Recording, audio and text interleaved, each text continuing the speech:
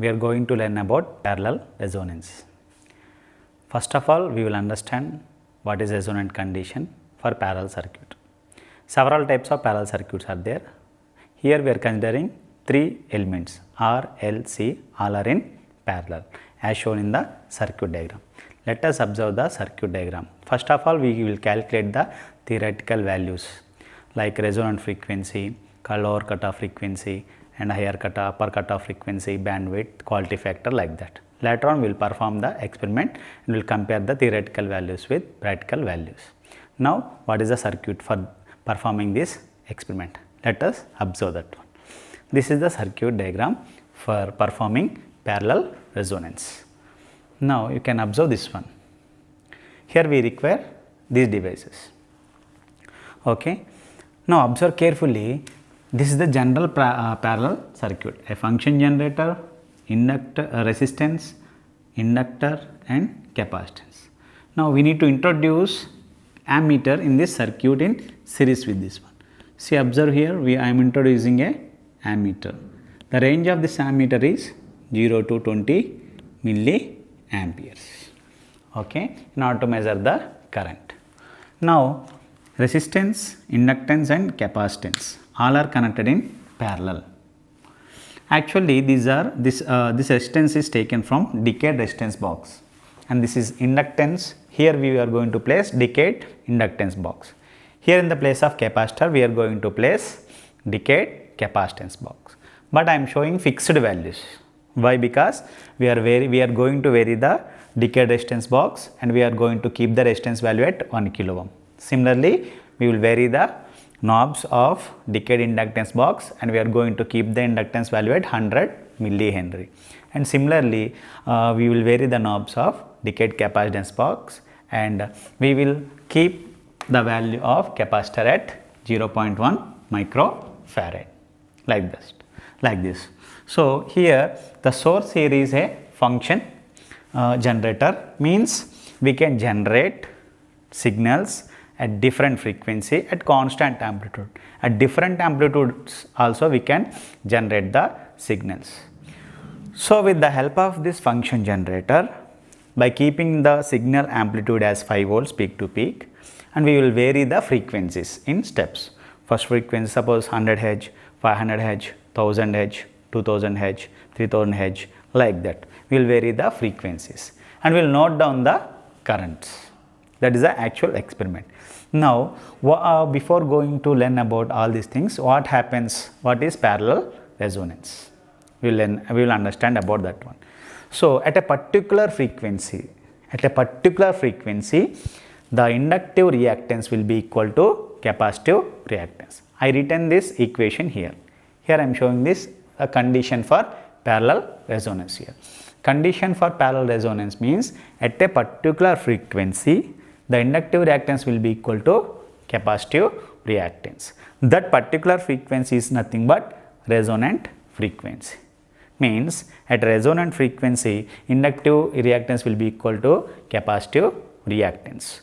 So, under parallel resonant conditions, XL will be equal to XC. Then when XL equal to XC, the combination of inductor and capacitor, you are observing the combination.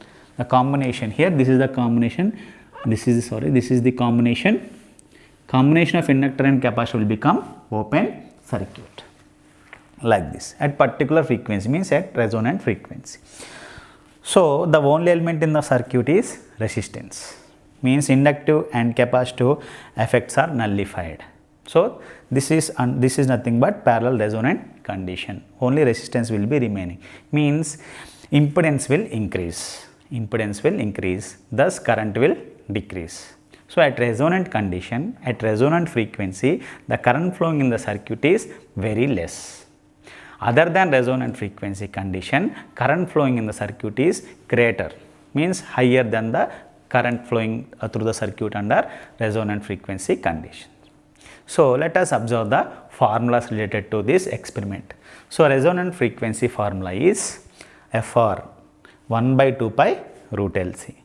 Since we kept inductance value at 100 millihenry and capacitance value as 1 microfarad, if I substitute those values, I am going to get the resonant frequency value as 1591.5 Hz. Theoretical calculation of resonant frequency for particular inductor and capacitor values. Now, we need to calculate lower cutoff frequency and higher cutoff frequency. What are these? We will understand and while learning the graph. So, lower cutoff frequency formula is resonant frequency minus R by 4 pi L. L here inductance value, R here is resistance value. If we substitute R as 1 kilo ohm, L as 100 millihenry, we are going to get 794 Hz. Similarly, upper cutoff frequency F2 formula is resonant frequency plus R by 4 pi L. No difference, only here we need to keep minus, here we need to keep plus. So, upper cutoff frequency is 2387 Hz. Now, after calculating F1 and F2, we need to calculate the bandwidth. Bandwidth formula is F2 minus F1, means upper cutoff frequency minus lower cutoff frequency. If you perform that one, F2 is 2387, F1 is 794. So, ultimately we are going to get bandwidth as 1592 Hz. After calculating bandwidth, we need to calculate the quality factor of the circuit. Quality factor formula is FR by BW. So, resonant frequency is 1591.5 and bandwidth is 1592. Approximately it will become 1, but the exact value is 0.99. It is a constant value. There will be no units. Now, coming to the tabular column, how to tabulate the values. Here I told already, we are using function generator and we are using ammeter to measure the currents. Now, what we need to do? Vary the frequency in steps here. Vary the frequency 100 Hz, 200 Hz, 500 Hz, 1 kilo Hz, 2 kilo Hz or 1500 Hz, 3000 Hz, like that. Vary the frequency and note down the corresponding ammeter values. Keep frequency at one value, note down ammeter reading. Keep frequency at one value, note down the ammeter reading. Like that, if you note down all these values at a particular frequency, the current value will be minimum. Observe here, at a particular frequency, current value will be minimum. That frequency is nothing but resonant frequency. After obtaining these values, means frequency column and current column, we need to draw the graph like this. Okay. On x-axis we need to take the frequency values, on y-axis we need to take the current values in milliamperes and here Hz. So, for the corresponding frequency values, if you plot the graph, we are going to get this graph. We are going to get this graph. Okay. So, observe the graph here at center, means at the lowest point is nothing but I minimum value of current.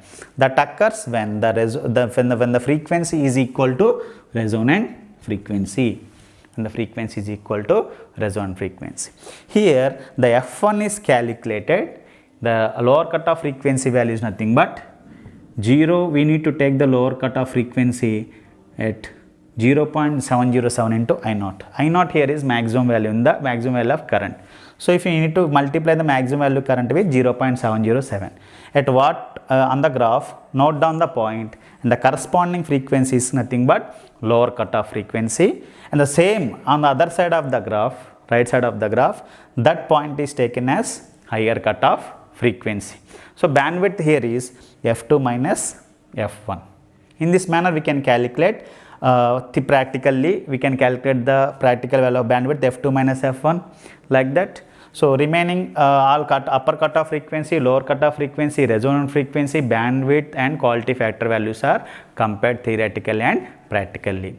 Now, we will perform the experiment and we will obtain the practical values and compare those theoretical and practical values.